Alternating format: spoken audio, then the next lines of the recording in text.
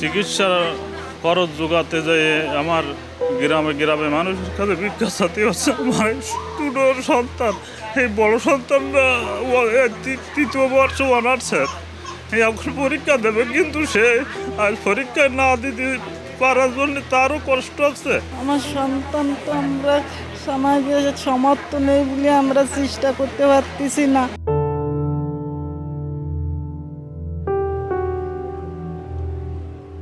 হাসপাতালের বিছানায় বসে কাতরাচ্ছেন এক তরুণ প্রিন্স সর্দার, বয়স মাত্র 23। এক সময়ের প্রাণবন্ত ছেলেটি আজ লড়ছে ক্যান্সারের মতো ভয়ঙ্কর এক রোগের সঙ্গে। পাশেই বসে আছেন মা, সন্তানের কপালে হাত বুলিয়ে দিচ্ছেন তিনি। প্রতিটি মুহূর্তে তার চোখের কোণে জমে থাকা অশ্রু যেন বলে দিচ্ছে মা হয়ে কেমন কষ্ট সহ্য করতে হয়। বাবা মোহাম্মদ মফিজুল সর্দার পেশায় ভ্যান চালক, তিনিও আছেন ছেলের পাশে, কিন্তু মনে চলছে একটাই চিন্তা, কোথায় পাবো এত টাকা। এখন পর্যন্ত বাড়ির একমাত্র গরুটি বিক্রি করে আর সমিতি থেকে ঋণ নিয়ে চিকিৎসা চালানো হচ্ছে। তবু যা প্রয়োজন তার ছিটে ফোটাও এখন হাতে নেই। ঢাকায় গেলাম, ঢাকায় যে সেখানে বেশ কিছু টাকা খরচ করেছে, 1,80,000 টাকা খরচ হয়েছে। তার মধ্যে একটা গরু বিক্রি করেছে আর ওই লোন নিয়ে, সমিতিতে লোন নিয়ে এই খরচ করেছি। এখন এমন অবস্থা হয়েছে, তার এই চিকিৎসার খরচ জোগাতে যেয়ে আমার গ্রামে গ্রামে মানুষের কাছে ভিক্ষা চাইতে হচ্ছে। আমার দুটো সন্তান, এই বড় সন্তানরা তৃতীয় বর্ষ অনার্সের, এই এখন পরীক্ষা দেবে, কিন্তু সে আজ পরীক্ষা না দিতে পারার জন্য তারও কষ্ট আছে, আমারও কষ্ট আছে। আজকে যে 20 দিন যাবৎ কোনো ভাত টাত কোনো কিছু খেতে পারে না। বুকের ভিতরে টিউমার, এই টিউমার এখন ক্যান্সারে পরিণত হয়ে গেছে।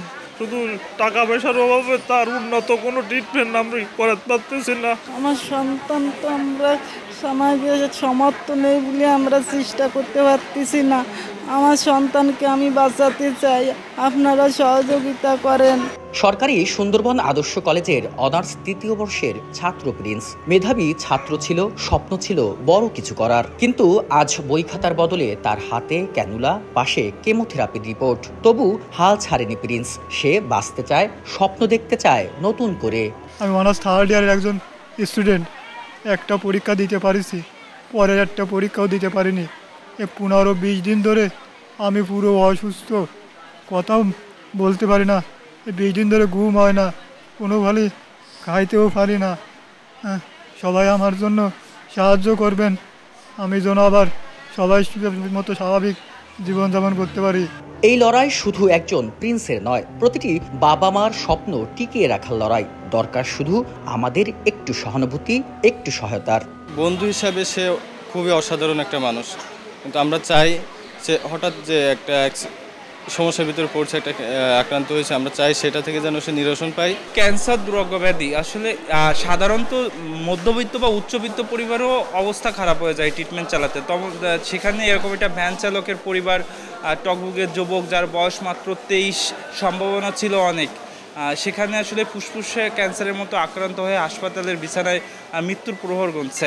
আমরা চাই আপনাদের সকলের মাধ্যমে এই প্রিন্স সুস্থ হোক ও ট্রিটমেন্ট হোক। প্রিন্সের বাড়ি খুলনার ডুমুরিয়া উপজেলার কোমলপুর গ্রামে। চিকিৎসকরা জানিয়েছেন তার চিকিৎসার জন্য 8 থেকে 10 লাখ টাকা প্রয়োজন। এই হাসপাতালের বেডেই জীবন মৃত্যুর লড়াইয়ে প্রিন্স। মায়ের চোখের পানি আর বাবার কষ্টের উপার্জন সবকিছুই এখন তার চিকিৎসার জন্য। বাঁচতে চায় প্রিন্স, ফিরে যেতে চায় ক্লাসরুমে, বই খাতার কাছে। বেলাল হোসেন সজল, সময় সংবাদ, খুলনা।